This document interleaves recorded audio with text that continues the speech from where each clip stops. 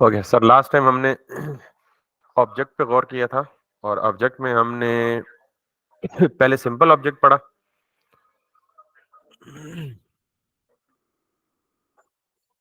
और simple object के बाद हमने उन ऑब्जेक्ट्स को अरेज में डाला,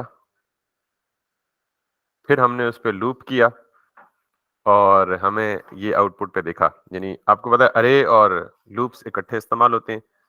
अगर आपको ऑब्जेक्ट का अंदाजा नहीं है तो आपको अरे ऑफ ऑब्जेक्ट्स का अंदाजा नहीं हो सकता, और अगर आपको अरे का अंदाजा नहीं है तो आपको लूप्स का अंदाजा और इंपॉर्टेंस का नहीं पता लग सकता। यानी ये सारी चीजें आपस में टाइटली इंटर रिलेटेड हैं और इंटरलॉक्ड हैं। तो अब आप मुझे काइंडली अगर बता दें कि आपने रिवाइज किया हो ऑब्जेक्ट, अरेज, आखिरी चीज हमारी रह गई थी फंक्शंस। आज हमने वो पढ़ने थे फंक्शंस। वैसे तो हमने पढ़ लिए हैं सारी प्रोग्रामिंग लैंग्वेजेस में, लेकिन जावास्क्रिप्ट में फंक्शंस लिखने के 2-3 तरीके हैं अलग अलग, तो उन पे हम बहस करेंगे। तो ये चीज क्लियर है जी। ऑब्जेक्ट्स, ऑब्जेक्ट इज नथिंग, हमारी रियल टाइम में जो भी चीजें हैं, जितनी भी हमारी सराउंडिंग में चीजें हैं, हम उन्हें इन टर्म्स ऑफ यानी प्रोग्रामेटिकली सिमुलेट करने की कोशिश करते हैं ताकि उन्हें प्रोग्रामेटिकली रिप्रेजेंट किया जा सके। जैसे मैंने कहा था last time, mouse is an object, physical object है। तो इसका मतलब ये है कि जितने भी माउस होंगे, माउस एक जेनेरिक नेम है, जितने भी माउस होंगे वो बेसिकली एक खास क्लास, यानी उन सब के बहुत सारी चीजें, बल्कि तकरीबन सारी चीजें फंक्शनलिटीज कॉमन होंगी। कुछ में कुछ ज्यादा होंगी, कुछ में कम होंगी, लेकिन कॉमन फंक्शनलिटी जरूर होंगी। तो माउस की तमाम यानी किसी माउस के ऑब्जेक्ट को एक्सप्लेन करने के लिए हमें उसकी क्या चाहिए, प्रॉपर्टीज चाहिए। माउस का नेम क्या है, मॉडल क्या है, कलर क्या है, प्राइस क्या है, वेट क्या है, वगैरह वगैरह वगैरह। तो इसी तरह जैसे कीज या ये फैन ले लें, तो फैन सारे के सारे, ये fan is a physical object, इसको एक्सप्लेन करने के लिए हमें उसकी क्या चाहिए होती है, प्रॉपर्टीज चाहिए होती है। तो हमने कहा था कि किसी भी फिजिकल चीज को प्रोग्रामेटिकली सिमुलेट करने के लिए या रिप्रेजेंट करने के लिए हम ऑब्जेक्ट का सहारा लेते हैं। अब ऑब्जेक्ट ओरिएंटेड प्रोग्रामिंग में हमें क्लासेस बनानी पड़ती हैं, फिर उसके कंस्ट्रक्टर्स को कॉल करना पड़ता है, फिर उस क्लास के इंस्टेंस क्रिएट करने पड़ते हैं, फिर बीच में इनहेरिटेंस भी आ जाती है और बहुत सारे लंबे चौड़े कॉन्सेप्ट। जावास्क्रिप्ट में सिर्फ और सिर्फ अगर आपको ऑब्जेक्ट बनाना हो तो आपको ऑब्जेक्ट लिटरल का पता होना चाहिए। और ऑब्जेक्ट लिटरल क्या है कि आप ओपनिंग एंड क्लोजिंग करली ब्रैकेट्स लगाएं और उसके अंदर आप प्रॉपर्टीज लिख दें, और प्रॉपर्टीज होती हैं की वैल्यू पेयर की फॉर्म में, property name, property value. This is an object. Object में ये एक प्रॉपर्टी है पूरी, और इसमें property name, property value, property name, property value, property name, property. अच्छा, ये देखें, ये प्रॉपर्टी नेम और प्रॉपर्टी की वैल्यू में फिर से एक ऑब्जेक्ट आ गया, तो इसको हम कहते हैं nested object. Object inside another object. Simple. जहां करली ब्रैकेट्स बतौर डिलिमिटर आ जाएं तो हम उसे कहते हैं जी ये हमारा क्या हो गया, एक ऑब्जेक्ट हो गया। ये हमारी ऑब्जेक्ट की फिलॉसफी थी। फिर हमने ऑब्जेक्ट को इंडिविजुअली तो पढ़ा ही पढ़ा, फिर हमने कहा जी रियल टाइम में ये हमने एक एपीआई से डेटा लिया था ऑनलाइन, और हमने कहा था कि रियल टाइम पे नेटवर्क पे जो डेटा ट्रेवल कर रहा होता है वो किस फॉर्म में होता है, जेसन फॉर्म में होता है। और जेसन हमने कहा था जावास्क्रिप्ट का ऑब्जेक्ट, और जेसन ऑब्जेक्ट में एक छोटा सा फर्क है। जेसन स्ट्रिंग फॉर्म में होता है और जो प्लेन जावास्क्रिप्ट ऑब्जेक्ट है वो स्ट्रिंग फॉर्म में नहीं होता, बल्कि उसकी जो प्रॉपर्टी नेम्स है वो डबल कोट्स में नहीं होती। तो ये भी हमने देखा था कि हम जेसन को जावास्क्रिप्ट में और जावास्क्रिप्ट को बैक टू जेसन में कन्वर्ट कर सकते हैं बड़ी आसानी से। बिल्ट इन फंक्शंस भी अवेलेबल हैं और हम ऑनलाइन टूल्स के जरिए हमने कन्वर्ट किया था। ये एक समरी है जो हमने लास्ट टाइम पढ़ा था। Loops, objects, arrays. अब अगर इजाजत हो हम आगे फंक्शंस को एक्सप्लोर करें। अगर आप ये सारी चीजें डेप्थ में करना चाहते हैं तो आप एक दफा वीडियो देखेंगे, आई एम डैम श्योर कि आपको समझ आ जाएगी। ये बहुत आसान चीज है, इसमें कोई टेक्निकलिटी या इतनी रॉकेट साइंस है ही नहीं।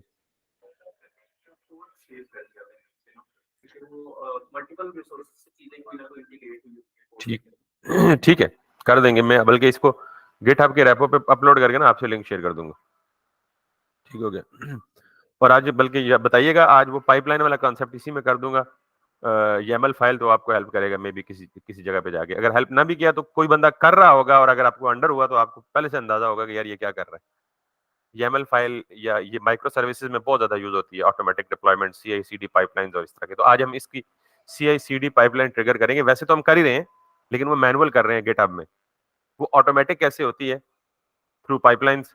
तो हम पाइपलाइन बनाना सीखेंगे आज। मतलब आपने ये कहा ये कोड शेयर कर दें, तो हम ये कोड शेयर करेंगे with that approach. Hopefully it would help. Sir आ जाए फिर करते हैं। ये सर यूनिवर्सिटी के स्टूडेंट्स को भी अगर आप बताएंगे तो लिटरली सारी जिंदगी आपको दुआएं देंगे, क्योंकि नॉर्मली इस तरह की एडवांस अप्रोचेस कोई भी नहीं बताता यूनिवर्सिटीज में। तो यही चीजें स्टैटिक पेजेस के साथ उनको बता दें, ताकि जब कहीं फ्यूचर में जाके वो बड़े लेवल पे ये काम करें तो उनको पहले से पता हो कि व्हाट दे आर डूइंग, और वो अल्टीमेटली आपको ही दुआएं देंगे, यार किसी बंदे ने सही मतलब पढ़ाते तो नॉर्मली सारे ही सही हैं, लेकिन वो थोड़ी एब्सोल्यूट हो गई हैं चीजें, मॉडर्न चीजें बताना मकसूद है।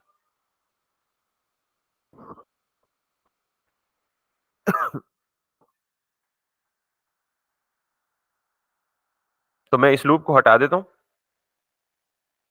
सर, आपका इंतजार है बस, कंटिन्यू कर। मैं इस लूप को कमेंट कर देता हूँ, मे भी हमें जरूरत पड़ी तो हम रिवर्ट कर लेंगे, और मेरे पास एक ऑब्जेक्ट यानी अरे ऑफ प्रोडक्ट्स ऑलरेडी पड़ा हुआ है, ठीक है। अब मैं आज जावास्क्रिप्ट का फंक्शन बोलूंगा। फंक्शन बेसिकली जैसे बाकी तमाम प्रोग्रामिंग लैंग्वेजेस में होता है, क्यों लिखा जाता है फंक्शन, इसका सबसे बड़ा आंसर तो ये है कि when we want to reuse the piece of code over and over again in an app. मिसाल के तौर पे अगर आपकी एक बहुत बड़ी एप्लीकेशन है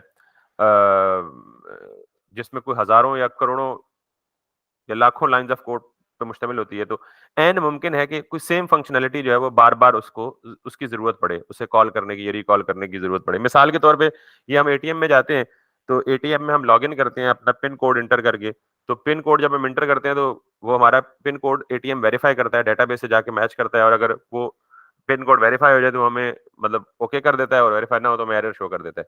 तो इसके पीछे क्या, क्योंकि जाहिर है ये एटीएम से पिन कोड वेरिफिकेशन वाला काम किसी एक बंदे ने नहीं करना ना, हजारों लोग जो एटीएम पे आते हैं उन्होंने करना है। तो behind the scene pin code verification का एक फंक्शन बना होता है। तो जब भी कोई बंदा अपने क्रेडेंशियल्स एंटर करता है तो वो फंक्शन को जाते हैं, फंक्शन वही फंक्शन बार बार यूज होता है हर एक पर्टिकुलर वेरिफिकेशन के लिए, और वो फंक्शन की रीयूजेबिलिटी का कॉन्सेप्ट है। तो अगेन अगर ये थोड़ी सी टेक्निकल या ट्रिकी एग्जांपल है तो अभी फिलहाल ये समझ लें कि when we want to reuse a certain portion of code या a certain piece of code या block of code, we write it inside the function, और फंक्शन को हम एक यूनिक नाम दे देते हैं। मिसाल देता हूं मैं आपको कि अगर मुझे बिल्कुल रफ सी अपना लो लेवल एग्जांपल देता हूं, लो लेवल से मुराद की बेसिक सी एग्जांपल देता हूं। मैंने यहां लिखा है जी हेलो, और मुझे ये हेलो की स्टेटमेंट जो है वो 1 2 3 4 5 6 7 8 9 दफा लिखनी है। अच्छा, ये तो आप कह सकते हैं जी कि ये तो लूप के साथ भी यही काम हो रहा था, तो फिर फंक्शन का क्या एग्जांपल हुआ। तो हम इसको हटा के ना एक छोटा सा काम ये करते हैं कि हमने कहा जी कि हमने प्रॉम्प्ट पढ़ा है ना। अच्छा, हम प्रॉम्प्ट पढ़ नहीं सकते क्योंकि अभी हम अ, उसमें हैं, नोड में। अच्छा नहीं, ठीक है, हम नोड में नहीं रन कर रहे हैं, हम इसमें ही रन कर रहे हैं। मैं मिक्स कर रहा हूँ चीजों को। तो मैं सपोज ये करता हूँ जी कि हमने दो नंबर्स को ऐड करना है, ठीक है। तो मैंने कहा जी let A equals to prompt, और मैं यूजर को कहता हूँ जी कि इंटर अ नंबर, और फिर मैं कहता हूँ जी कि let B equals to enter another number, और फिर मैं कहता हूँ जी कि C equals to A plus B.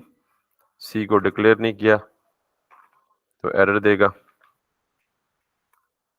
और फिर मैं कहता हूँ जी कि यहाँ पे मुझे अलर्ट दे दे,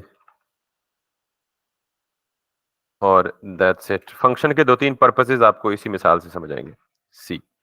अब अगर मैं इस फाइल को जाके रन करता हूँ लाइक सो, तो ये मुझे कहेगा जी इंटर अ नंबर, और मैंने इसे कहा जी 23, फिर कहेगा इंटर अ नंबर 36। तो सी इसने एज इट इज दे दिया, बिकॉज सी को मैंने डबल कोट्स में लिख दिया। It was not suppose to be inside the double quotes, क्योंकि ये रिजल्ट को डिस्प्ले करेगा। So let's try it again. मैंने कहा जी 36 और 32, हमें पता है कि बाय डिफॉल्ट टेक्स्ट बॉक्स में आने वाली वैल्यू स्ट्रिंग ट्रीट होती है, तो स्ट्रिंग को दोनों को कॉन्केटिनेट होगी, और तो उसके लिए हमने ये क्या करना है जी, हमने ये कहना है जी कि NUM नंबर कि जो ए वैल्यू लो उसे नंबर में कन्वर्ट कर दो, और जो बी वैल्यू लो उसको भी नंबर में कन्वर्ट कर दो। तो बी करके अब हमें रिजल्ट दे दो लाइक दिस, 36 और 36 दैट बिकम 72। अब फंक्शन के दो तीन पर्पसेस हैं। पहली बात तो ये है कि मैं ये चाहता हूं कि जो ही मैं पेज को आपको पता है कि जावास्क्रिप्ट की फाइल में कोई भी चीज डायरेक्ट लिख देंगे ना, तो जितनी भी लाइंस ऑफ कोड होंगी वो सीक्वेंस में चलेंगी। जो सबसे पहले लाइन आ रही है वो पहले चलेगी, उसके बाद सीक्वेंशियल एग्जीक्यूशन कहते हैं इसको। अगर हम ये नहीं चाहते, हम ये चाहते हैं यार कि ये फंक्शन तब कॉल हो जब मैं चाहूं, यानी ये जो ही मैं पेज रिफ्रेश करता हूं तो ये फंक्शन कॉल, ये सॉरी, जो ही मैं पेज रिफ्रेश करता हूं तो ये फंक्शनैलिटी परफॉर्म हो जाती है. So if I want to restrict this behaviour कि जी ये सीक्वेंशियल एग्जीक्यूशन ना हो, बल्कि जब इस फंक्शन की जरूरत पड़े तब इसको कॉल करो, तो मैं क्या करता हूं, here is the use case कि मैं ऐसे कोड को जिसको मैं डायरेक्टली एग्जीक्यूट नहीं करवाना चाहता उसको एक फंक्शन में लिख देता हूं. फंक्शन लिखने का तरीका क्या है, आप फंक्शन का कीवर्ड लिखें जावास्क्रिप्ट में, और फंक्शन के कीवर्ड लिखने के बाद एक आइडेंटिफायर दें, यानी अपनी मर्जी का नाम दें, जैसे वेरिएबल को कोई भी नाम दे सकते हैं. तो ये कीवर्ड है, यानी ये लाजमी लिखना ही लिखना है आपने. ये आइडेंटिफायर है, ये मैंने अपनी चॉइस का नाम दे दिया इसको. And then opening and closing parenthesis, ये भी सिंटैक्स का पार्ट है, लाजमी देना है. और ये फंक्शन की बॉडी कहलाती है, opening and closing curly brackets को. जो कुछ भी आपने लिखा है वो अब अगर इसके अंदर लिख देंगे, फंक्शन के अंदर लिख देंगे, तो अब इट वोंट बी एग्जीक्यूटेड, ये एग्जीक्यूट नहीं होगा. तो ये एग्जीक्यूट नहीं होगा, तो इसका मतलब ये क्यों नहीं एग्जीक्यूट होगा, because it has been written inside a function. और जब तक आप इस फंक्शन को कॉल नहीं करेंगे, अब आपके पास कंट्रोल आ गया. अगर इसे फंक्शन को यूं करके कॉल करेंगे तो ये फंक्शन चलेगा, अदरवाइज ये फंक्शन नहीं चलेगा. इसका मतलब ये हुआ कि हमने इस फंक्शन को अपने कंट्रोल में कर लिया. अब ये होगा कि बाकी, अगर मैं इस कॉल को हटा दूं तो बाकी जितनी मर्जी इस पूरे डॉक्यूमेंट में लाइनें होंगी वो एग्जीक्यूट नहीं होंगी, सॉरी वो एग्जीक्यूट होंगी, सिर्फ फंक्शंस एग्जीक्यूट नहीं होंगे. तो यूं समझ लें कि when you want to perform a certain piece of logic on demand, जब आपने कोई भी लॉजिक ऑन डिमांड परफॉर्म करवानी हो तो आप उसे कहां रैप कर दें, फंक्शन के अंदर रैप कर दें. ये एक पर्पस हो गया. दूसरा पर्पस जो पहले बता के आए हो डेफिनेशन के, फंक्शन का मेन काम क्या है, रीयूजेबिलिटी. ठीक. अच्छा, अभी ये फंक्शन रीयूजेबल नहीं है, एक तरह से है भी और एक तरह से नहीं भी है. कैसे, मैं आपको दिखा देता हूं. मैंने कहा अच्छा, अगर मैं इसे अलर्ट के बजाय कंसोल लॉग में करूं तो मेरी स्क्रीन ब्लॉक नहीं होगी. आपको ये भी पता होना चाहिए कि अलर्ट और प्रॉम्प्ट ये क्या करते हैं, स्क्रीन को ब्लॉक कर देते हैं. ठीक है. So let me show up the console in here. तो अब अगर मैं यहां पे जाता हूं, इस फंक्शन को कॉल नहीं किया. अच्छा, ये जो काम हम करते हैं ना, इसको हम कहते हैं फंक्शन को डिफाइन करना. ये जो काम हमने किए, फंक्शन ऐड पैरेंथेसिस और opening and closing curly bracket और उसके अंदर जितनी भी स्टेटमेंट हमें चाहिए, इस पूरे के पूरे प्रोसेस को हम कहते हैं, हमने फंक्शन को क्या कर दिया, डिफाइन कर दिया. और जब इस फंक्शन को कॉल करते हैं तो वी राइट द आइडेंटिफायर, यानी फंक्शन का name followed by opening and closing round brackets. तो इसको हम कहते हैं फंक्शन कॉल. अब अगर मैं इसको कहूं दिस दिस, तो इट गेव मी 71. अब रीयूजेबिलिटी का मतलब क्या है कि अगर मुझे यही लॉजिक 4 दफा चाहिए तो I can write this function या I can call this function for the 4 times. तो अगर मैं यहां पे कहूं जी कि पहला मैंने कहा जी 36, फिर मैंने कहा जी 32, इट गेव मी 68 रिजल्ट. फिर फंक्शन दूसरी दफा कॉल हुआ, पहली दफा खत्म हो गई है. देखें, ये जो पहला रिजल्ट दिया तो इसका मतलब ये फंक्शन एक दफा कॉल हुआ, खत्म हो गया. दोबारा ये फंक्शन कॉल हुआ तो दोबारा इसने कॉल भेजी इसको, दोबारा ये क्या लेगा, 2 नंबर, दोबारा इसने 57 रिजल्ट दे दिया, दूसरी कॉल एग्जीक्यूट होगी. ये अब तीसरी कॉल पे है, तीसरी दफा भी ये फंक्शन कॉल होगा. तो इसका मतलब ये हुआ कि फंक्शन लिखने का पर्पस क्या हुआ, when you want to execute a piece of code multiple times, तो यू कैन रीयूज इट. इसमें एक मसला है, वो मसला ये है, चले फिलहाल उस मसले को छोड़े, फंक्शन समझ आ गया. वो मसला बेसिकली ये है कि मैं इस फंक्शन के अंदर ए और बी ले रहा हूं, तो मैं इस फंक्शन में बतौर पैरामीटर भी पास कर सकता हूं ये डेट. मैं बता मैं बता देता. मैंने ये कहा है कि नॉर्मली जावास्क्रिप्ट के फाइल में जितनी भी लाइंस होंगी वो सीक्वेंस में एग्जीक्यूट होंगी, और जिस ऑर्डर में वो लाइंस आ रही होंगी उसी ऑर्डर में एग्जीक्यूट होंगी. जो लाइन पहले आ रही है वो पहले एग्जीक्यूट होगी, उसके बाद वाली लाइन, फिर उसके बाद, फिर उसके बाद, फिर उसके बाद. अब बाज़ औक़ात ऐसा होता है कि हम ये चाहते हैं यार कि हम सीक्वेंशियल ऑर्डर को फॉलो ना करें। एक ये रिक्वायरमेंट है। दूसरी ये रिक्वायरमेंट है कि हम चाहते हैं यार कि इस प्रोग्राम में कुछ फंक्शनैलिटी ऐसी है, जैसे मिसाल के तौर पे मैं आपको रियल टाइम मिसाल दे देता हूँ कि आप एटीएम में जाते हैं, तो जो ही आप एटीएम में जाते हैं, कार्ड इंसर्ट करते हैं, तो आपके सामने फौरन वो उसका डिस्प्ले चेंज होके वो ऑप्शंस आ जाते हैं। तो अब उन ऑप्शंस 6 बटन्स आपको सामने दिख रहे हैं। एक है जी चेक योर बैलेंस, दूसरा है जी विथड्रॉ अमाउंट, तीसरा है जी पे यूटिलिटी बिल्स, चौथा ये है, पांचवा ये है, ब्ला ब्ला ब्ला। वो 6 के 6 ऑप्शंस। अब ऐसा तो नहीं था ना कि आप एटीएम में चले गए तो उसने बारी बारी कहा जी पहले तुम ये भी परफॉर्म करो, ये भी। वो आपसे पूछ रहा है what do you want to perform. इसका मतलब ये है कि उसके हर बटन के पीछे, जो ही आप किसी बटन को क्लिक करेंगे, हर बटन के पीछे एक फंक्शन लिखा हुआ है। तो अब वो फंक्शन वन गो में एग्जीक्यूट नहीं होता, that is not desired, that is not required, बल्कि वो फंक्शन आपकी चॉइस की सिलेक्शन पे डिपेंड कर रहा है कि अगर आपने विड्रॉ अमाउंट वाले बटन पे दबाया तो एक अलग से फंक्शन कॉल होगा, उसके अंदर ये सारी की सारी कहानियां अलग से लिखी होंगी, स्टेटमेंट्स लिखी होंगी। अगर आपने कहा जी चेक द बैलेंस, तो जब आप उस बटन को प्रेस करेंगे तो पीछे एक अलग फंक्शन लिखा होगा। समझ आ रही है बात? तो फंक्शन बनाने का मकसद ये है कि मैं पूरी फंक्शनैलिटी को ऑन द गो एग्जीक्यूट नहीं करवाना चाहता, बल्कि मैं अपने इस फंक्शन को किसी और काम पे डिपेंडेंट करना चाहता हूं, या यूं समझ लें कि ऑन डिमांड कॉल करवाना चाहता हूं कि जब मुझे फंक्शन चाहिए होगा तब कॉल करूंगा। समझ आई बात? तो फंक्शन कॉल कुछ नहीं है, सिंपली आप फंक्शन नेम लिख के आगे पैरेंथेसिस लिखते हैं, तो ये क्या करता है, जहां भी ये फंक्शन कॉल आती है ना, ये पूरी फाइल में इस नाम का फंक्शन ढूंढता है कि क्या ऐड नाम का फंक्शन कहीं अवेलेबल है या नहीं है। जब ये पूरी फाइल में ढूंढता है तो उसको मिलेगा जी हाँ जी ऐड नाम का फंक्शन है। तो ये यहां से कंट्रोल ट्रांसफर करके, पहले वो सीक्वेंस में था ना, अब सीक्वेंस में नहीं है, जहां उसे फंक्शन कॉल मिलेगी, ये फंक्शन डेफिनेशन कहीं भी पड़ी हो, यहां से कंट्रोल उठ के उसके पास जाएगा, उसके अंदर जितनी स्टेटमेंट्स है वो सारी एग्जीक्यूट करेगा। एग्जीक्यूट करने के बाद वापस इधर आ जाएगा जहां से कॉल हुआ था, और फिर उससे आगे। मैं मिसाल देता हूं आपको। मेरे पास मिसाल के तौर पे यहां मैंने लिखा है जी log hello before function call.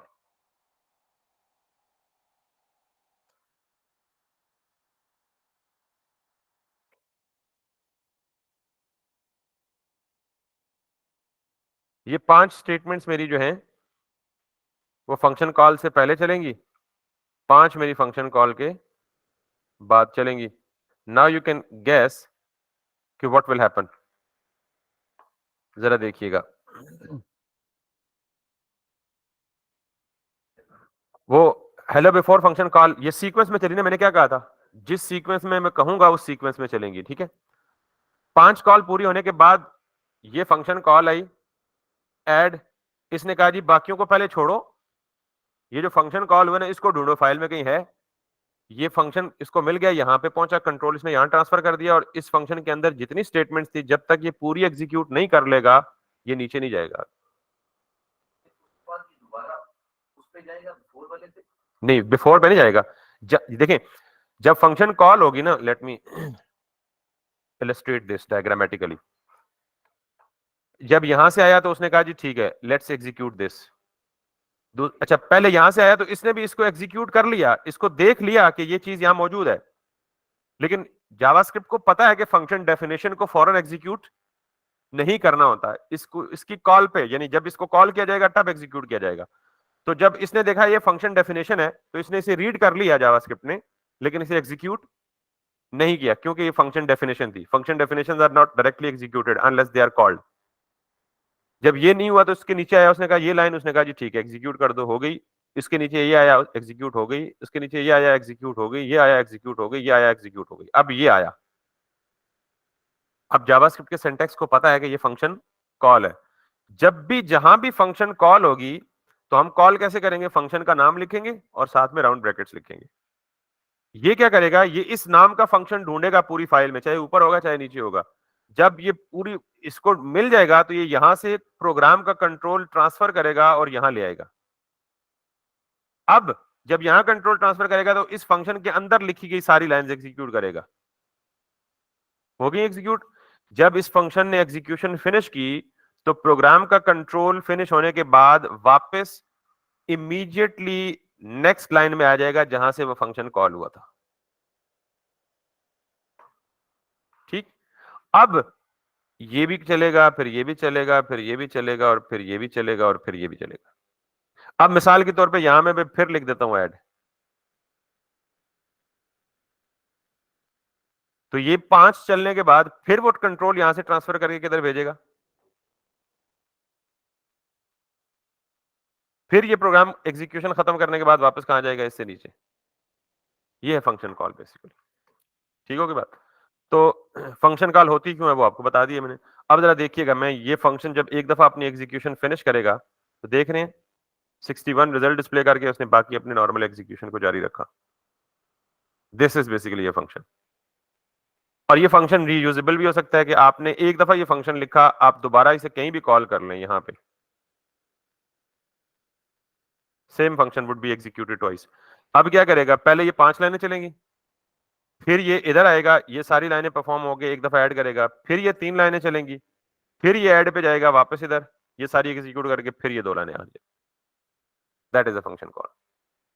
ये बात समझ आ गई है? इसकी एक और ब्यूटी भी है, ये तो आपको यहां से समझ आ गई। अब आप ये चाहते हैं कि आपने HTML के डॉक्यूमेंट में आके एक बटन बनाया है और उस बटन को कहा है जी कि ऐड। ठीक है, ये बटन यहां डिस्प्ले हो गया। अब मैं चाहता हूं जब मैं इस बटन पे क्लिक करूं तब वो फंक्शन कॉल हो। मैंने कहा ना, when you want to perform a certain piece of code on demand. On demand का मतलब जब आप चाहें। तो जब आप चाहें कब? मतलब जब आप क्लिक करें तब वो फंक्शन चले, तो हो गया ना ऑन डिमांड। तो मैं अब इसे करूंगा, इस बटन पे जाके कहूंगा on click add this. JavaScript की फाइल ऐड है ना, जब जावास्क्रिप्ट की फाइल यहां ऐड होगी तो वो ऑटोमेटिकली इस ऐड के फंक्शन को कहां देखेगा? जेएस के अंदर जाके। इफ आई कॉल दिस, ये पहली दफा हुआ है कि हमने किसी फंक्शन को लिखकर अपने बटन के साथ उसको एसोसिएट कर दिए कि जब भी बटन पे क्लिक होगा it would call that function. अगर हम फंक्शन ना लिखते या फंक्शन का कॉन्सेप्ट ना समझते तो जितना भी हम कोड जावास्क्रिप्ट की फाइल में लिखते हैं, जब भी हम एचटीएमएल चलाते वो सारा कोड एट वंस चल जाता। हालांकि हमें एट वंस तो नहीं चाहिए ना, हमें तो क्या चाहिए? ऑन डिमांड चाहिए। हम चाह रहे हैं जब हमारी मर्जी के किसी बटन पे क्लिक हो। जैसे मिसाल के तौर पे ये देखें, ये हम गूगल मीट पे खड़े हैं, मैं इस पे क्लिक कर रहा हूं तो ये क्या शो हो रहा है? ये साइड बार शो हो रही है ना। तो ये क्या हो रहा है? इसके पीछे एक फंक्शन लगा हुआ है। यस, जैसे हमने अभी बटन के क्लिक के ऊपर मैं इस पे क्लोज करूंगा तो क्लोज हो गया। कैसे हुआ? इसके पीछे भी एक फंक्शन लगा हुआ है। नाउ यू अंडरस्टूड कि we want to perform a certain piece of code on demand. जब हम चाहें तब कॉल करो, और हम कब चाहें हमने एसोसिएट किया। इस पे क्लिक करें अलग डायलॉग बॉक्स खोलता है, इस पे क्लिक करें क्लोज हो जाता है। These are the functions. ठीक, तो सिर्फ फंक्शन की समझ आ गई। ये कैसे एसोसिएट करना है इस बारे में परेशान होने की जरूरत नहीं है। वो जरा आप कंफ्यूज थे तो मैंने कहा चलिए प्रैक्टिकल एग्जांपल दे देते, कंफ्यूजन थोड़ी सी अवॉइड हो जाएगी। ठीक है, अब हमने इसको वापस छोड़ना है और जो असल चीज हम कर रहे हैं वो बेसिकली फंक्शंस कर रहे हैं। ठीक, तो बेसिकली जावास्क्रिप्ट में फंक्शन लिखने के 3 तरीके आप पढ़ेंगे मोस्ट प्रोबेबली। उनमें से एक तरीका ये है, आप फंक्शन का नाम लिखें। अच्छा, फंक्शन होता क्या है, फंक्शन क्यों लिखते हैं, फंक्शन कैसे लिखते हैं, ये आपको पता लग गया है। अब कैसे का जवाब 3 है। फंक्शन लिखने का एक तरीका यह है कि आप स्ट्रेट अवे फंक्शन का कीवर्ड लिखें और फंक्शन का आइडेंटिफायर यानी नेम दें और फिर पैरेंथेसिस दें और फिर फंक्शन के अंदर जो चाहे कर लें। फंक्शन लिखने का दूसरा तरीका या दूसरा सिंटैक्स वो ये है कि आप अगेन फंक्शन लिखें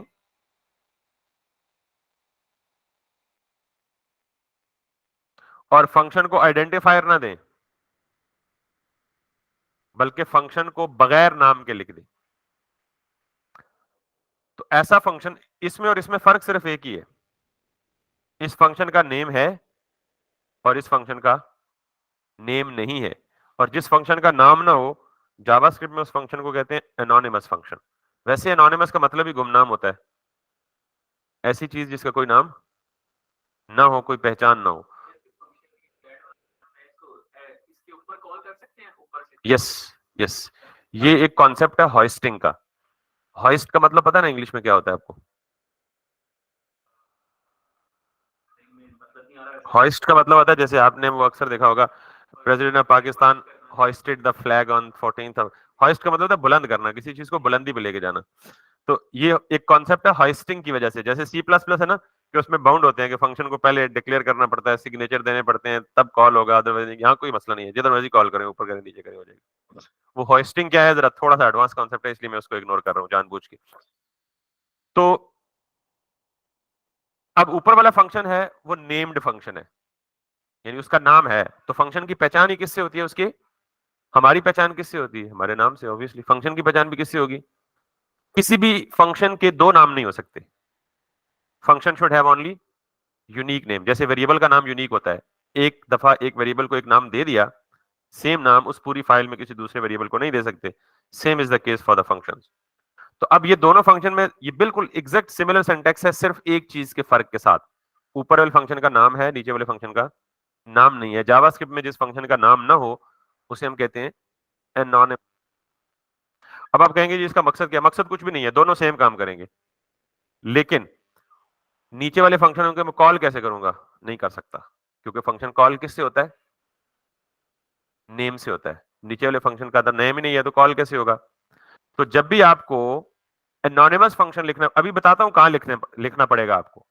सिर्फ ये याद रख लें कि एनोनिमस होता है, और अगर उसे कॉल करना पड़े तो फिर इस फंक्शन को, जैसे वेरिएबल में डेटा सेव करते हैं ना, इस फंक्शन को आप वेरिएबल में सेव कर सकते हैं। आज से पहले आपने वेरिएबल में क्या क्या सेव किया था?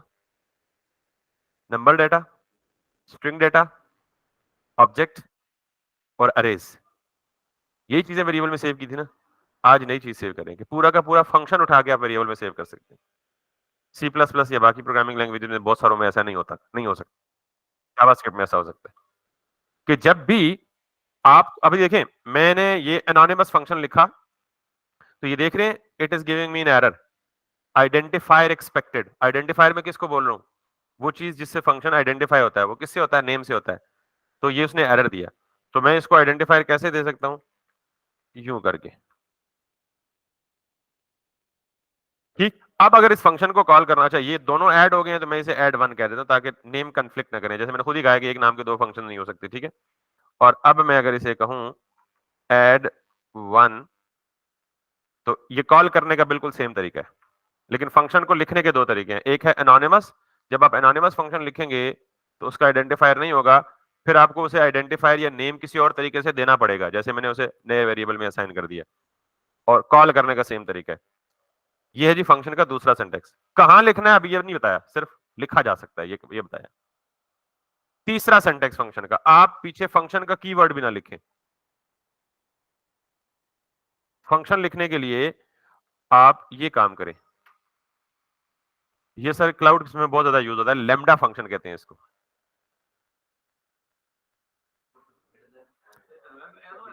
एरो, एरो, फैट एरो, इसे बोलते हैं फैट एरो। इक्वल टू और ग्रेटर देन साइन है, लेकिन इसे इक्वल टू ग्रेटर देन पढ़ते नहीं, इसको फैट एरो बोलते हैं। ये फंक्शन फंक्शन ही है। मैंने कहा ना फंक्शन लिखने के तीन तरीके हम पढ़ेंगे, तो तीसरा तरीका ये है कि आप इवन फंक्शन, अच्छा ये भी देख लें कि फैट एरो तो है, इसमें भी आइडेंटिफायर नहीं है फंक्शन का। तो फंक्शन का आइडेंटिफायर नहीं है, तो इसका मतलब इस फंक्शन की पहचान कैसे होगी? नहीं होगी। तो नहीं होगी, तो इसको भी हम क्या सेव कर सकते हैं? वेरिएबल में सेव कर सकते हैं, लाइक दिस। कॉल उसी तरह होगा, बिल्कुल सेम। तीनों इसी तरह कॉल होंगे। कॉल होने का तीनों का तरीका यही है, यानी ऐड टू जो है that would be called like this.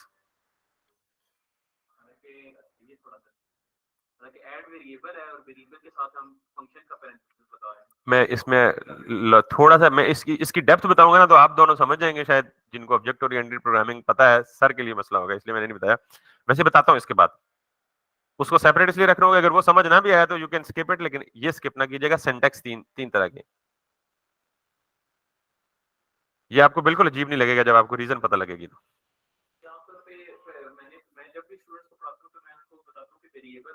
Function में डिफरेंस यही होता है कि जिस जगह पर आपको पैरेंथेसिस नजर आ जाए वो फंक्शन, और ना आए तो वो वेरिएबल है।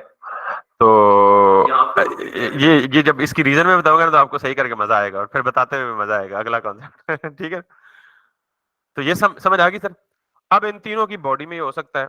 अब आप सवाल ये है कि यार ये तीनों का फायदा क्या है, भाई एक था तो बाकी दो क्यों? तो इनका अपना अपना यूज है, अलग अलग यूज है। ठीक है जी, यहां तक समझ आ गई सबको? कोई मसला मसाइल तो नहीं है ना? अच्छा, अब मैं फंक्शन के दो सिंटैक्स हटा देता हूं और एक को छोड़ देता हूं। ठीक, अगर मैंने लास्ट टाइम शायद जिक्र नहीं किया था लेकिन अभी जिक्र कर देता हूं। मेरे पास, मैं एक ऑब्जेक्ट यहां से उधारा ले लेता हूं, अगर आप इजाजत दें तो।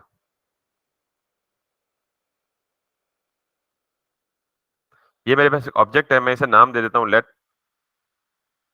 Product equals to this. ठीक, तो किसी भी रियल टाइम ऑब्जेक्ट में दो चीजें हो सकती हैं। मिसाल के तौर पे इफ मी यानी यासिर इज एन ऑब्जेक्ट, तो यासिर को एक्सप्लेन करने के लिए दो चीजें रिक्वायर्ड होती हैं, या तो उसकी प्रॉपर्टीज या उसके बिहेवियर्स। देखें, हर स्टूडेंट का एक खास बिहेवियर भी है, यानी वो कोई ना कोई फंक्शनैलिटी भी तो परफॉर्म करता है ना। तो आज तक मैंने ये कहा था कि ऑब्जेक्ट में सिर्फ क्या होती हैं? प्रॉपर्टीज होती हैं। तो आज कोई नई चीज नहीं बताने लगा, प्रॉपर्टीज ही होती हैं। सिर्फ एक चीज इनहेंस करने लगा हूं, एक्सटेंड करने लगा हूं। कि जैसे आपने कहा जी कि ये प्रॉपर्टी नेम है और इसकी वैल्यू में न्यूमेरिक डाटा है, ये प्रॉपर्टी नेम है और इसकी वैल्यू में स्ट्रिंग डाटा है। Property name numeric data, property name string data, property name numeric data, property name string data, property name object data. बिल्कुल इसी तरह यहां पे एक और प्रॉपर्टी नेम लिखें और इसे फॉर एग्जांपल कहें जी डिस्प्ले इन्फो। ये भी प्रॉपर्टी नेम ही है ना? तो इस प्रॉपर्टी नेम में आप एक फंक्शन लिख सकते हैं।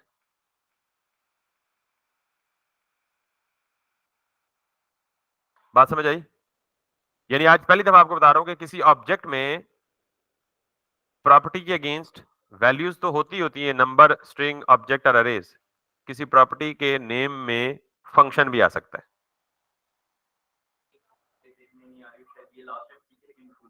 ये जो प्रॉपर्टी नेम रेटिंग है और उसमें ऑब्जेक्ट डाटा है, इसको कॉल कैसे करते हैं? मतलब इसको अगर हम डॉट के साथ, डॉट के साथ रेटिंग डॉट रेट करेंगे। यस, प्रोडक्ट यानी मेन ऑब्जेक्ट तो ये है ना, product dot rating dot rate.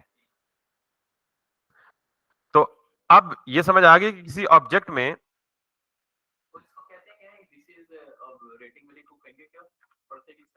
Sorry rating value को पढ़ते किस तरह, जैसे ऑब्जेक्ट होता है, ये प्रॉपर्टी नेम है और इसकी वैल्यू में एक ऑब्जेक्ट है। रेटिंग इज एन ऑब्जेक्ट नहीं, विद इन ऑब्जेक्ट तो कॉन्टेक्चुअली शो हो ही रहा है ना, अब कह सकते हैं विद इन एन ऑब्जेक्ट, लेकिन रेटिंग इज एन ऑब्जेक्ट। ये समझ आया? देखे ना, ये अब रिवाइज नहीं हुआ तो मैं इसलिए कह रहा था कि अगला पढ़ाने का मकसद इसलिए नहीं होता कि ये चीजें पिछली के सारी की सारी लिंक हो रही होती हैं। अब मुझे नहीं पता कि ये कितने परेशान है आप ये समझने में कि जो मैं समझाने की कोशिश कर रहा हूँ दाऊद साहब खासतौर पे फेशियल एक्सप्रेशन से शो हो रहा है। तो सिर्फ इतनी बात याद रखें कि किसी भी ऑब्जेक्ट में डेटा तो होता ही होता था आज से पहले।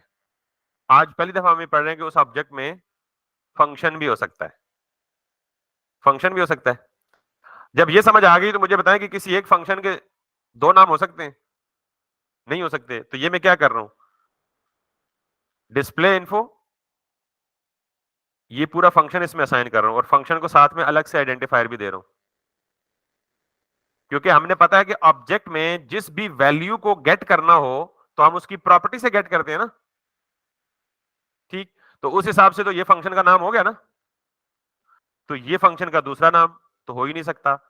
ये पहली एप्लीकेशन है जिसका सवाल आपके जहनों में था कि जी एनोनिमस फंक्शन जो नीचे आप पढ़ा के आए हैं उसका प्रैक्टिकल इस्तेमाल किया है।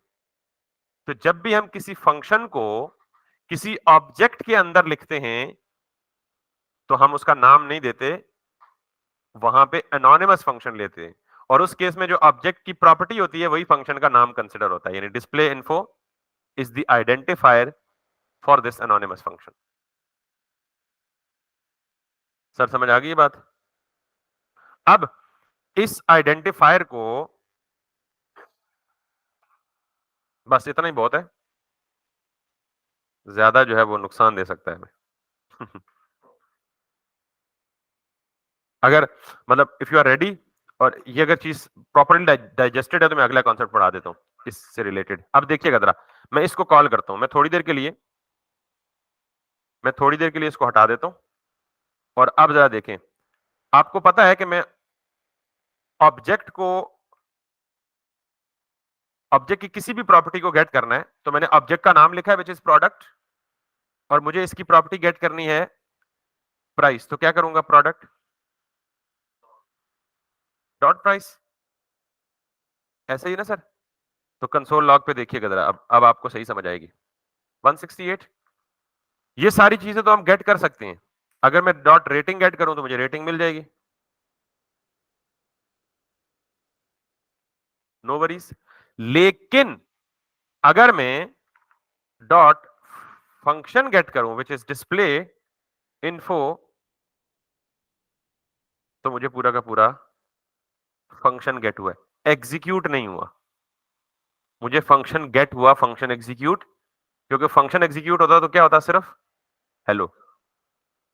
तो इस फंक्शन को एग्जीक्यूट करने के लिए ये कर लें तो दैट वुड बी हेलो। ये अनडिफाइंड क्यों आया, इट्स फॉर अ रीजन, अभी उसको इग्नोर करें, सिर्फ हेलो को देखें। यहां तक समझ आ गई? तो इसका मतलब ये हुआ, पता नहीं समझ आई है या नहीं आई है। I should stop here.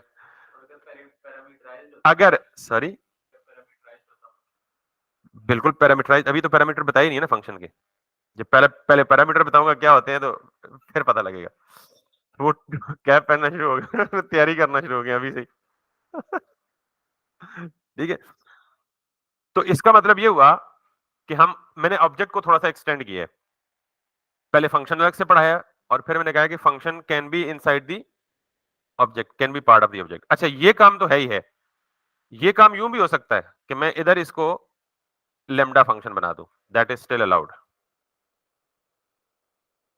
ठीक, तो हम लेमडा फंक्शन या फैट एरो फंक्शन या एनोनिमस फंक्शन उस वक्त इस्तेमाल करते हैं जब हमें फंक्शन को बतौर वेरिएबल ट्रीट करना हो या एक फंक्शन को दूसरे फंक्शन में बतौर पैरामीटर पास करना हो। दूसरी रीजन आपको समझ नहीं आएगी क्योंकि आपको अभी पता ही नहीं है पैरामीटर क्या होता है।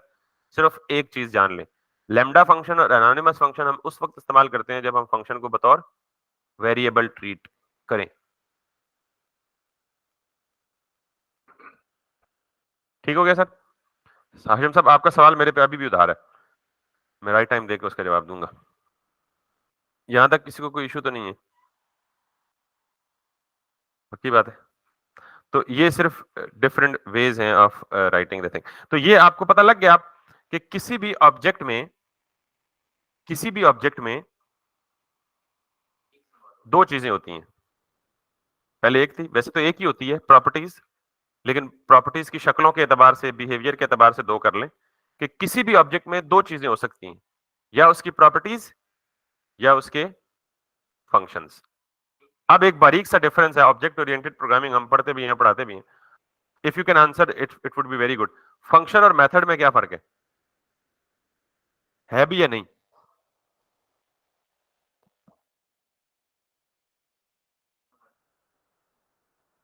सर, ऑब्जेक्ट ओरिएंटेड प्रोग्रामिंग हमने पढ़ी है ना सी प्लस प्लस में। तो सी प्लस प्लस में यही कॉन्सेप्ट है कि फंक्शन और मेथड दोनों चीजें होती हैं, दोनों में बारीक सा डेलिकेट सा डिफरेंस है। अच्छा, अक्सर लोग, बल्कि मेजोरिटी लोग इन दोनों को सेम चीज समझते हैं। वो उसी चीज को बाज़ औक़ात मेथड कह रहे होते हैं, वो उसी चीज को बाज़ औक़ात फंक्शन कह रहे होते हैं। देयर इज अ डिफरेंस, बारीक सा डिफरेंस है, छोटा सा। मैं ये क्लेम नहीं कर रहा कि वो गलत कह रहे हैं, ठीक कह रहे हैं, लेकिन डिफरेंस है थोड़ा सा। आइडिया है सर? नहीं आइडिया? जब कोई फंक्शन इंडिपेंडेंट हो, जैसे मैंने लिखा, ये लिखा फंक्शन ऐड, ये फंक्शन है,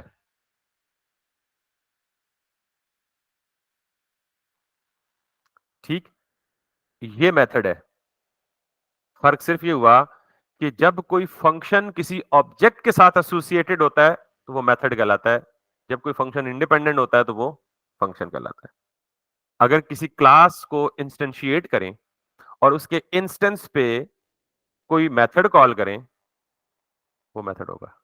यानी क्लास के अंदर जो होते हैं वो मेथड होते हैं, और जो क्लास से इंडिपेंडेंट होते हैं ऑब्जेक्ट, नॉर्मली ऑब्जेक्ट ओरिएंटेड में तो क्लास से बाहर होते नहीं है, लेकिन प्रोसीजरल प्रोग्रामिंग में होते हैं, वो फंक्शंस होते हैं।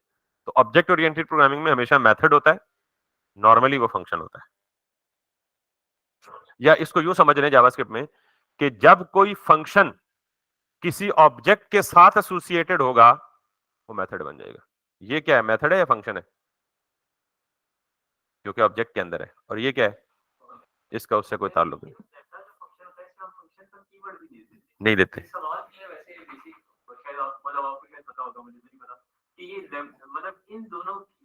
वैसे तो there are different ways of doing same thing, लेकिन ये लैम्डा और एनोनिमस फंक्शन में मतलब दो अलग-अलग क्यों बने, मतलब क्या जरूरत है? अभी बता दूं या थोड़ा सा वेट कर लेंगे, क्योंकि एक दिस का कीवर्ड है, एक दिस का कीवर्ड है। लैम्डा फंक्शन में दिस का कीवर्ड कंटेक्चुअली अवेलेबल नहीं होता, काम ही नहीं करता, और नॉर्मल फंक्शन में दिस का कीवर्ड काम करता है। दूसरा फर्क बता दूं, वो भी समझ नहीं आएगा। हाँ, नहीं नुकसान नहीं हुआ, ऑन पर्पस ये चीज की गई है ना, ये रिक्वायर्ड थी। दूसरी रीजन आपको समझ नहीं आएगी। Normal function, named function hoist होता है, लैम्डा फंक्शन हॉइस्ट भी नहीं होता। ऑन पर्पस ये काम किया गया, ऑन पर्पस ये काम किया गया। और ये डिफरेंस मैं समझाऊंगा जरूर, लेकिन ये जो दोनों बातें मैंने की है ना, यही आपको जब प्रैक्टिकल एक सिनेरियो को दिखाऊंगा तो उसमें समझ आएंगे। ये सर क्लियर हो गया? अभी मैं दिस का कीवर्ड भी नहीं बताया, तो इसलिए उस ज्यादा बहस में पड़ता ही नहीं हूं, सिर्फ आपके सवाल का जवाब दे दिया टू द पॉइंट। हाँ, वो भी हॉइस्ट नहीं होता। नहीं नहीं, वो हो सकता है, वो एनोनिमस और लैम्डा में भी यही फर्क है जो नॉर्मल फंक्शन और लैम्डा में। एनोनिमस फंक्शन में दिस का कीवर्ड होता है, एनोनिमस फंक्शन में दिस का keyword I didn't try, we can try it. ठीक है, एक और चीज भी जान लें और याद रख लें कि हमने ना जावास्क्रिप्ट जब शुरू हुई ना, तो जावास्क्रिप्ट, खैर वो हिस्ट्री चली जाएगी, फिर आप मजीद ही कंफ्यूज होंगे कि ये जो लैम्डा फंक्शन है ना सर, सिर्फ आपके लिए, बाकियों के माजरत के साथ, पेशगी माजरत के साथ ये ES6 का फीचर है, और ES5 2009 से ऑनवर्ड, सॉरी 2009 या 15 है, कोई ईयर मुझे आगे पीछे हो रहा है, ES6 के फीचर्स इंट्रोड्यूस हुए हैं। ये लैम्डा फंक्शन ES6 में आया है, पहले ये जावास्क्रिप्ट में था ही नहीं। तो यूं कह लें कि आप कई फीचर्स हम ऐसे पढ़ेंगे जो नॉर्मल जावास्क्रिप्ट में आपको नहीं मिलेंगे, ES6 में मिलेंगे। अभी ES6 क्या है वो एक अलग नई बहस है, लिहाजा इसको यहीं रुकने देना बेहतर है, वरना बात दिल्ली तक जाएगी। आई एक्सप्लेन इट, मतलब मैं एक्सक्यूज नहीं दे रहा, लेकिन अगेन मेरी वो स्कोप या डोमेन से आउट हो जाएगा। यहां तक समझ आ गई सर आपको? अब मेरे सारे उदाहरण पूरे हो गए, मुझे आपको कितने चीजें समझानी थी। अब इन सारी चीजों को प्रैक्टिकल, इन्हीं चीजों को प्रैक्टिकल इस्तेमाल करना है जावास्क्रिप्ट में, और कुछ नहीं है। मैंने क्या कहा था, जावास्क्रिप्ट 3 पिलर्स पे खड़ी है, object, arrays, functions. Object, arrays, functions, तीनों को मैंने एक्सप्लिसिटली अलग से बहुत सारा टाइम दे दिया, तो अब आपको समझ आ गया है। अब जब मैं कहूं कि जी व्हाट इज अरे, तो आप कहेंगे अरे contains the data of similar type. वो सिमिलर टाइप सारे नंबर्स भी हो सकते हैं, वो स्ट्रिंग्स भी हो सकती हैं, वो बूलियंस भी हो सकती हैं, और वो ऑब्जेक्ट्स भी हो सकते हैं, जैसे अभी अरे ऑफ प्रोडक्ट है। ठीक है, ऑब्जेक्ट में समझाऊं तो क्या होता है, object is another data structure which is used to store the information of different data type. यानी अगर आपके पास मिक्स इंफॉर्मेशन है, कोई स्ट्रिंग है, कोई बुलियन है, कोई नंबर है, कोई ऑब्जेक्ट है, कोई फंक्शन है, and they are mixed data types belongs to the same entity, तो फिर आप उस इंफॉर्मेशन को कहां सेव करेंगे, ऑब्जेक्ट में सेव करेंगे।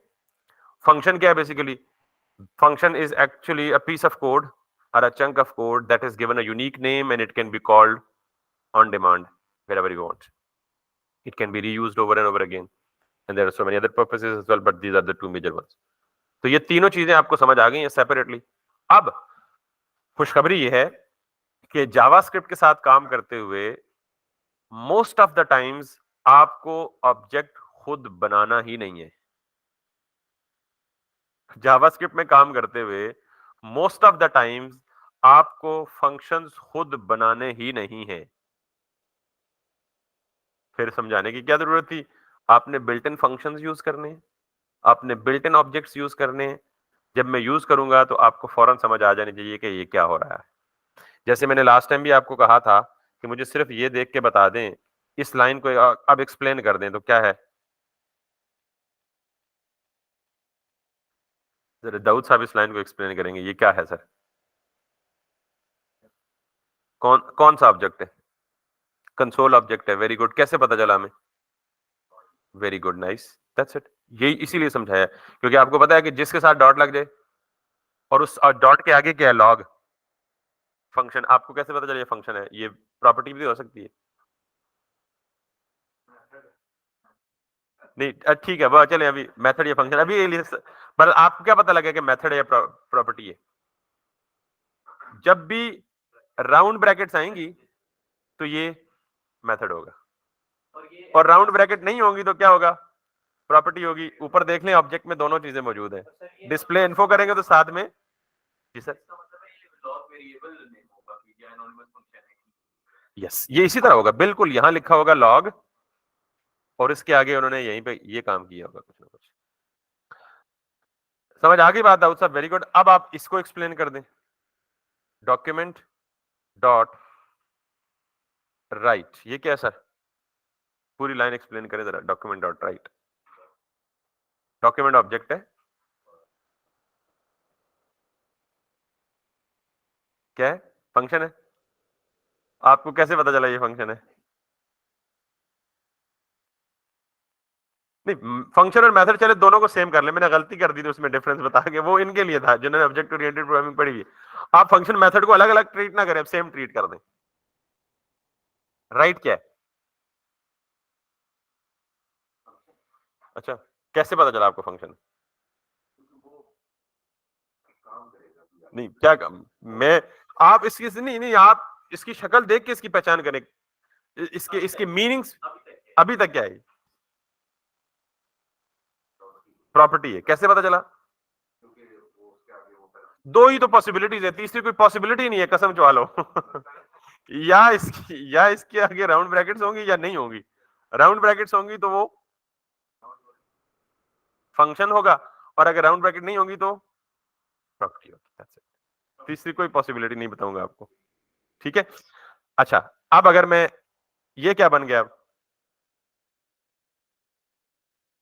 यस। आप मेथड फंक्शन में कंफ्यूज हो रहे हैं, छोड़े मेथड फंक्शन को, आप फंक्शन ही बोले, ठीक ही रखें, सेम ही है दोनों चीजें, ठीक है? वो सिर्फ इनके लिए था माजरत के साथ कि नॉर्मली लोग मिसअंडरस्टैंडिंग होती है कि वो सेम ही मतलब कैची रखते हैं। तो बुक्स भी जब हम पढ़ते हैं ना, तो उनमें ये चीजें, बाज जगह मेथड लिखा होता है, बाज जगह फंक्शन लिखा होता है। तो आज के बाद काइंडली थोड़ा सा गौर कीजिएगा कि वो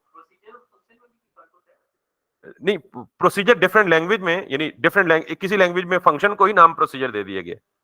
आपको पता है जीडब्ल्यू बेसिक में इसको रूटीन कहा जाता था या सब रूटीन कहा जाता था, और वो भी सेम ही चीज। हाँ, वो लैंग्वेज बेस्ड नेम, और यही पुरानी लैंग्वेज में कहा जाता था। अब मे बी अब भी कहीं एग्जिस्ट कर रही हूँ। खैर, तो ये समझ आ गई सबको? अब मैंने ये काम करना है कि मैंने जैसे बोला है कि मोस्ट ऑफ द टाइम्स आपको खुद मेथड या फंक्शन या ऑब्जेक्ट लिखने की जरूरत ही नहीं पड़ेगी, आप खुद कर रहे होंगे। मोस्ट ऑफ द टाइम्स आपको अरे भी खुद डिक्लेयर करने की जरूरत नहीं पड़ेगी, अरे भी उधर से वो बना के देगा आपको। कैसे, जरा उसको जस्टिफाई करते हैं। ये सारी चीजें आपको क्लियर हो गई है, रिकॉर्डिंग मौजूद है, तो मैं इसको बिल्कुल नीट एंड क्लीन करके खाली कर देता हूं और हम लेते हैं। इसमें सिर्फ यही एक चीज है। Is it needed? I mean you can write it at once well watching the recording. और तो कुछ है नहीं इसमें, सिर्फ कॉन्सेप्ट्स अंडरलाइंग इसमें ज्यादा थे।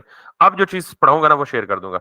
अब मुझे सिर्फ ये बताएं सिमाब साहब, हम अगर कर दें कि ये क्या है?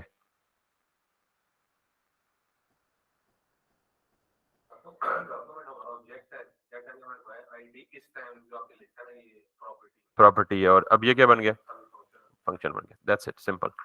अच्छा, अब एक और कॉन्सेप्ट है फंक्शन से रिलेटेड, वो समझाता हूँ। पैरामीटर्स क्या होते हैं, जो सर ने एक दफा बीच में जिक्र किया। पैरामीटर्स का फंक्शन का समझ आ गया ना?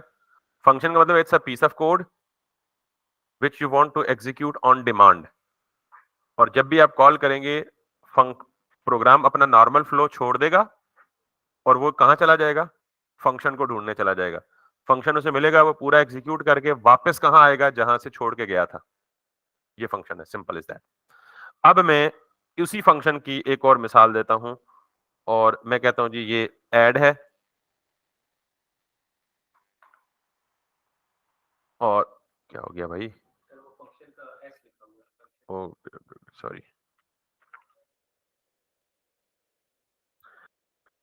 अब मैंने कहा जी मैंने इस फंक्शन को कॉल किया और मैं इसको कहा जी कि मुझे लॉग कर दो, कंसोल लॉग कर दो और मुझे क्या कर दो, हेलो ऐड।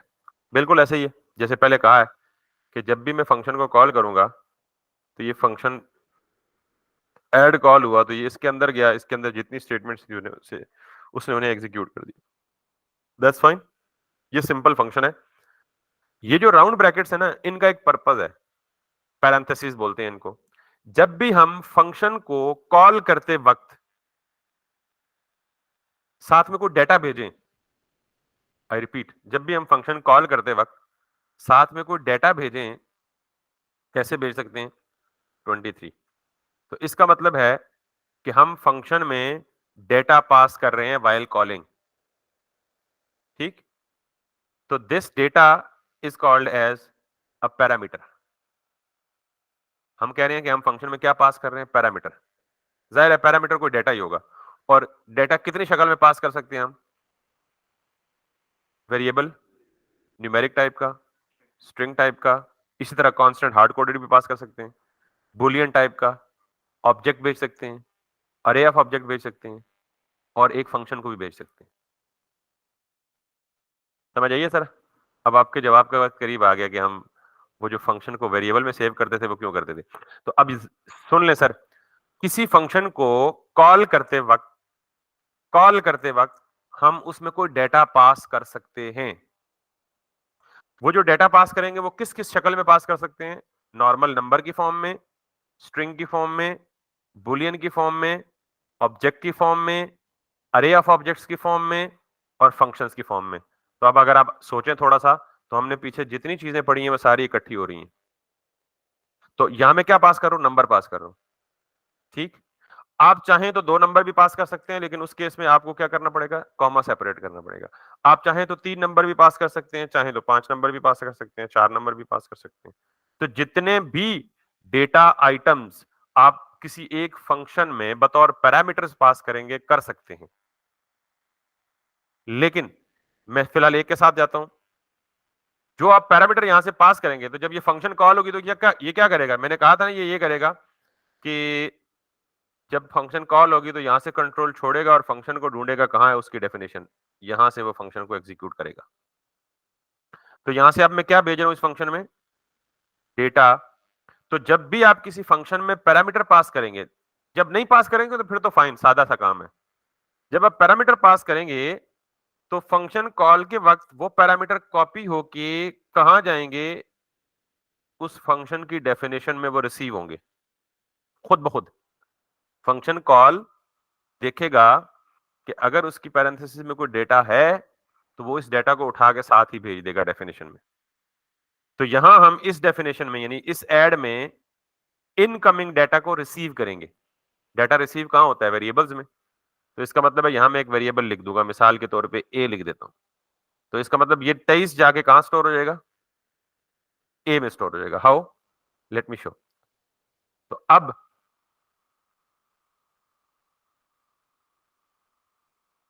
बुकिश डेफिनेशंस ये हैं कि ये भी पैरामीटर है और ये भी पैरामीटर है। अब बाद लोग इन्हें आर्गुमेंट्स भी कहते हैं। बुक में ये लिखा होता है कि इसको अगर पैरामीटर बोलते हैं तो ये है एक्चुअल पैरामीटर और ये है फॉर्मल पैरामीटर, असल नाम इनके। तो आप एक्चुअल पैरामीटर को पैरामीटर ही बोलते हैं और फॉर्मल पैरामीटर को आप आर्गुमेंट लेते हैं, यानी ये फंक्शन एक आर्गुमेंट ले रहा है, मतलब इंटरचेंजेबली यूज होता है। बाद आप ये भी कह सकते हैं कि एक पैरामीटर रिसीव कर रहा है।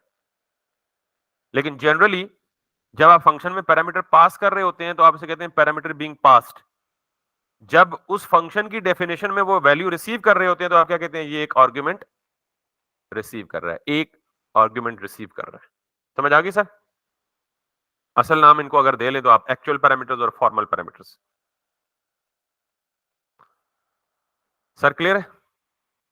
सर एक माजरत है, मुझे अंदाजा है ये दो बंदे क्लियर हैं क्योंकि प्रोग्रामिंग पढ़ा रहे हैं, मैं इसलिए आपको फोकस करके कह रहा हूँ कि ये चीज क्लियर है, वरना मैं मतलब इससे भी सिंपल एक्सप्लेनेशन दे सकता हूँ। ठीक है, सिंपल, जब फंक्शन को कॉल करेंगे या फंक्शन पैरामीटराइज्ड होगा या फंक्शन पैरामीटर लेस होगा। पैरामीटर लेस फंक्शन का मतलब है कि फंक्शन कोई डेटा साथ लेके नहीं जा रहा, और पैरामीटराइज फंक्शन का मतलब है कि फंक्शन कोई डेटा भी साथ लेके जा रहा है। Simple is that. अब वो कितना डेटा आइटम लेके जा रहा है, 1 2 3 4 5, यहां एक ही लेके जा रहा है तो एक वेरिएबल होगा। यहां अगर दो डेटा आइटम रिसीव करेगा तो यहां कितने वेरिएबल चाहिए होंगे? दो चाहिए होंगे। तीन करेगा तो तीन, चार होंगे तो चार, पांच होंगे तो पांच, छह होंगे तो छह। ठीक हो गया? अब मैं एक ही रखता हूं, मैंने इसे कहा जी कि जो वेरिएबल रिसीव हुआ है वही वेरिएबल क्या कर दो, यहां पे डिस्प्ले करा दो। वही क्या कर दो। तो अब मुझे ये फंक्शन जब कॉल होगा तो 23 आ गया। आप कहेंगे ये क्या, ये तो कोई बात ना हुई। बात तो मुझे पता है ना हुई, लेकिन जस्ट अभी बता रहा हूँ फंक्शन का सिंटैक्स। इस फंक्शन ने जब जब ये कॉल हुआ तो इसने फंक्शन को क्या कर दिया, डेटा भेज दिया। इस फंक्शन ने वो डेटा रिसीव किया ए में और उसने वहीं पे क्या कर दिया, कंसोल लॉग करके डिस्प्ले कर दिया। बाहर है सर कोई, शायद बाहर है कोई सर? अच्छा अच्छा, तो ये सर क्लियर हो गया ना। अब इससे आगे एक और फंक्शन का कॉन्सेप्ट प्रोबेबली, और वो आखिरी होगा, कि बाज़ औक़ात ऐसा होता है कि हमने फंक्शन को डेटा दिया, फंक्शन ने डेटा रिसीव किया, उस डेटा पे कोई प्रोसेसिंग की और वहीं डिस्प्ले कर दिया। प्रोसेसिंग का मतलब है हम ये चाह रहे हैं जी कि इसका नंबर ऐड के बजाय स्क्वायर कर ले, और मैं स्क्वायर के फंक्शन को कॉल करूं, तो अब नाम से जाहिर है कि मैं इस नंबर को जो कुछ भी दूंगा उसका स्क्वायर फाइंड करेगा। ठीक है, तो मैंने क्या किया, स्क्वायर यही होता है नंबर मल्टीप्लाई बाय इटसेल्फ। तो मैं जो भी नंबर यहां से पास करूंगा, 23 पास किया तो 23 का स्क्वायर दे दिया, मैंने 2 पास किया तो 2 का स्क्वायर दे दिया, मैंने यहाँ जो भी नंबर पास करूं 222 पास कर दिया तो उसने मुझे 222 का स्क्वायर दे दिया। तो ये काम तो बिल्कुल ठीक है कि फंक्शन को आप जब डेटा देंगे तो फंक्शन उस डेटा पे प्रोसेस करके डिस्प्ले कर देगा। नॉर्मली जरूरी तो नहीं है कि हम हर दफा स्क्वायर कैलकुलेट करके उसे डिस्प्ले ही करें, ऐसा भी तो है कि हम स्क्वायर कैलकुलेट करके उसे फर्दर किसी दूसरी कैलकुलेशन में यूज करना चाहें। तो इस केस में जब भी आप फंक्शन लिखें तो आप कोशिश करें कि उस फंक्शन के अंदर सिर्फ प्रोसेसिंग रखें, इनपुट आउटपुट ना करें। कंसोल लॉग क्या करता था, आउटपुट करता था ना, तो आप सिर्फ फंक्शन के अंदर क्या रखें, प्रोसेसिंग लॉजिक। और फंक्शन को कहें कि भाई तुमने सिर्फ ए का स्क्वायर लेना है और मुझे वापस क्या कर दो, रिटर्न कर दो, मैं इसको जो मर्जी चाहे करूं। ठीक, समझ आ गई सर बात? नहीं है। मैंने सिर्फ ये कहा कि इससे पहले अगर मैं यहां कंसोल लॉग किया तो ये फंक्शन दो काम कर रहा था, एक ए का स्क्वायर फाइंड कर रहा था, ये प्रोसेसिंग है, और दूसरा उसी को आउटपुट कर रहा था। मैंने normally function should be generic, function should be generic, क्योंकि देखें अब जिस बंदे ने भी ये फंक्शन यूज करना है जरूरी तो नहीं है उसने स्क्वायर रूट फाइंड करके स्क्वायर फाइंड करके उसको डिस्प्ले ही करना है, वो उसे किसी फर्दर दूसरी कैलकुलेशन में तो यूज कर सकते हैं ना। तो इसलिए मैंने कहा जी कि इस फंक्शन को कहा कि तुम सिर्फ प्रोसेसिंग करके मुझे दे दो, आउटपुट तुम ना दो, वो तुम्हारा काम नहीं। अभी ये नहीं सवाल नहीं है कि रिटर्न किधर गया, अभी सवाल ये है कि रिटर्न कर दिया उसने, वो गया किधर है, ये वाली बात की बात है। तो ये फंक्शन क्या करेगा, जो भी इसे इनपुट मिलेगा वो उसका स्क्वायर रूट दे के वापस कर देगा, फंक्शन को वापस कर देगा। ठीक है, अब गया कहां पे, जहां से कॉल हुई वहां पे वापस आ गया। ठीक, अब जरा देखिएगा आउटपुट में कुछ भी नहीं आएगा, काम सारा हो चुका, आउटपुट में कुछ नहीं है। उसकी रीजन क्या है, जरा अब गौर से सुने। मैंने कहा जी फंक्शन कॉल करो स्क्वायर का और साथ में 222 ले जाओ एज अ पैरामीटर। ये 220 लेके इधर आया, उसने स्क्वायर रूट स्क्वायर फाइंड किया, स्क्वायर रूट नहीं, सिर्फ बार बार वो आ जाता है में, स्क्वायर फाइंड किया और उसने वापस रिटर्न किया। तो वापस रिटर्न क्या किया, रिजल्ट ना, दोनों की जो कैलकुलेशन हुई वो। जब ये रिटर्न हुआ तो रिटर्न होके कहां गया, जहां से कॉल हुआ था। अब जहां से कॉल होता है यहाँ रिटर्न तो हो गया, लेकिन मैंने आउटपुट तो किया ही नहीं। अब आप इसको यहाँ पे आउटपुट आउटपुट कर सकते हैं, कंसोल लॉग दिस।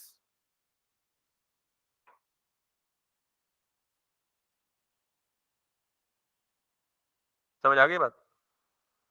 नहीं आई? चले मैं एक और जरा इससे भी आसान करने की कोशिश करता हूँ। जब इस फंक्शन ने आपको रिजल्ट रिटर्न कर दिया तो वो इस फंक्शन में आ गया ना, तो आप कहें यार इस फंक्शन ने जो भी रिजल्ट रिटर्न करके लाया है उसको इस वेरिएबल में सेव कर दो।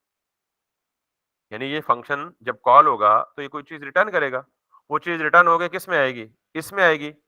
तो मैंने कहा जी जो चीज भी ये रिटर्न करके लाया है उसको हमें किस में डाल के दे दो? आर में डाल के दे दो, यानी रिजल्ट में डाल के दे दो, और मैं उसको यहाँ पे ये लिख रहा हूं। अब तो समझ आ गई होगी, मैंने उसी एक स्टेप को दो में ब्रेक कर दिए। समझ आ गई बात सर? तो अब जरा आखिरी लाइन सुन लें। Function is like a machine, function is like a machine, it takes raw input, processes on it, and gives us the processed information. Machine क्या करती है आपकी? ये बड़ी सब सादा सी डेफिनेशन है, सिंपल सी। मशीन है ये आपकी, इट टेक्स इनपुट, और इस इनपुट पे ये क्या करती है? Processing, and it gives you output. ये डेफिनेशन इस पे अप्लाई करें। Function is like a machine, you are giving it an input and it is giving you the output. ठीक सर? अग्री? तो फंक्शन कैन टेक पैरामीटर। अब ये तो हो गया स्क्वायर। अब आप एक और फंक्शन बना लें,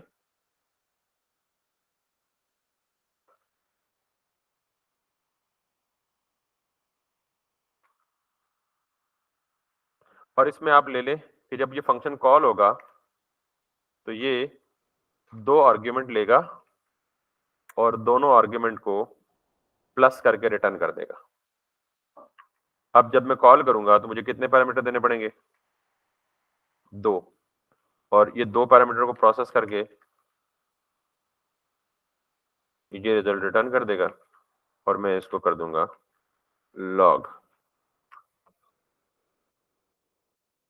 ठीक हो गया सर?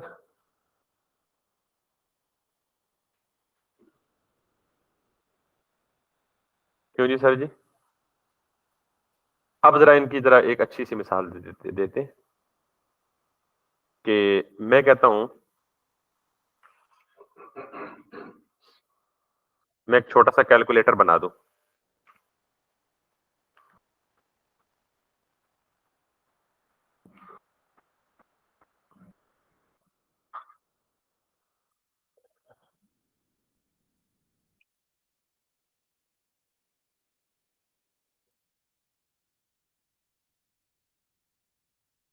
मैं कहता हूं कि ये मेरे पास चार बटन है, प्लस माइनस मल्टीप्लाई और डिवाइड।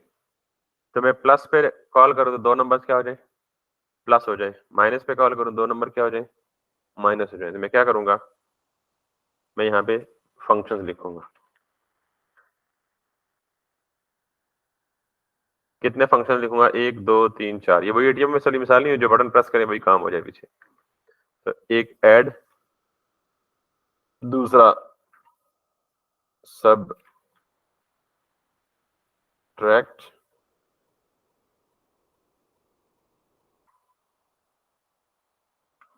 तीसरा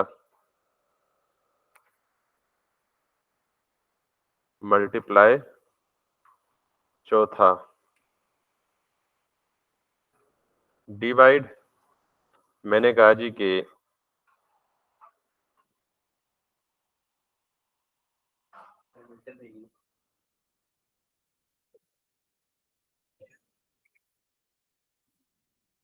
return a plus B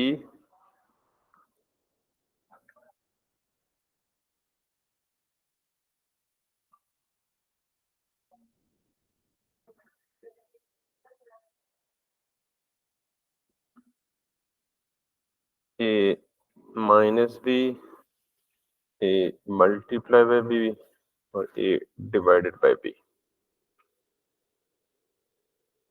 exact वही फंक्शन लिखे हैं चारों। जब ये फंक्शन कॉल होगा तो ये क्या रिटर्न करेगा, सम। ये फंक्शन जब कॉल होगा तो क्या रिटर्न करेगा, माइनस। ये फंक्शन जब कॉल होगा तो क्या रिटर्न करेगा, मल्टीप्लिकेशन। ये फंक्शन जब कॉल होगा तो क्या रिटर्न करेगा, डिवीजन। ठीक होगी सर। अब इन फंक्शंस को मुझे कॉल करना है, मैं कॉल कहां करूंगा, ऑन क्लिक ऐड। ये क्या एक्सपेक्ट कर रहा है, ये फंक्शन ऐड का जब मैं कॉल करूंगा तो 2 नंबर एक्सपेक्ट कर रहा है ना। मैं से यहां से क्या पास करूंगा, 23 45।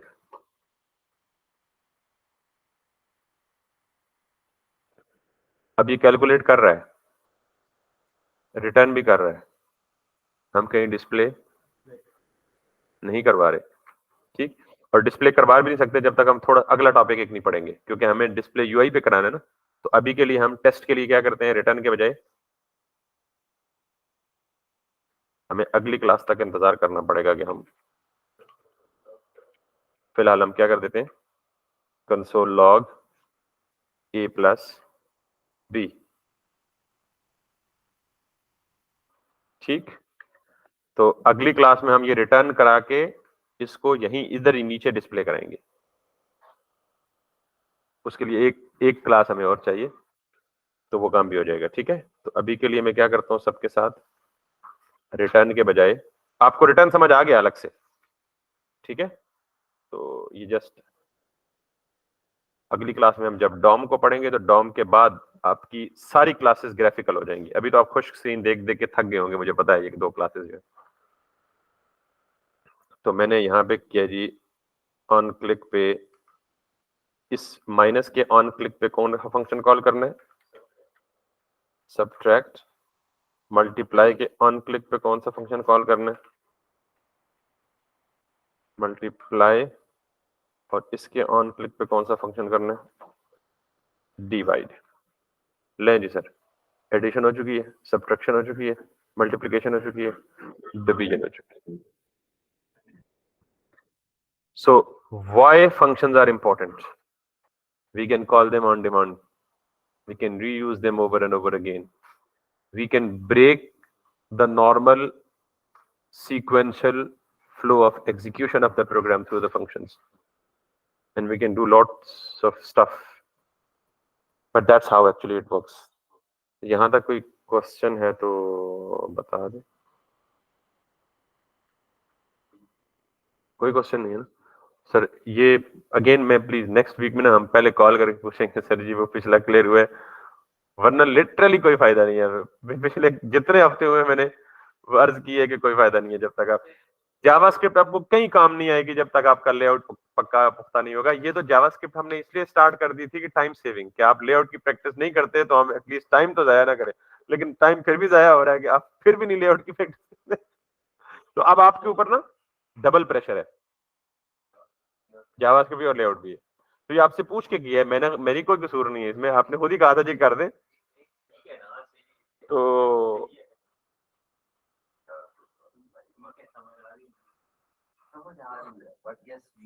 सर ये अब ये वाली रिकॉर्डिंग स्टॉप करके वो यमाल वाली की नेक्स्ट न्यू रिकॉर्ड क्रिएट करें। सॉरी बात करेंगे आपको किसकी, यमाल आप बता दें। सॉरी मुझे समझ नहीं आई।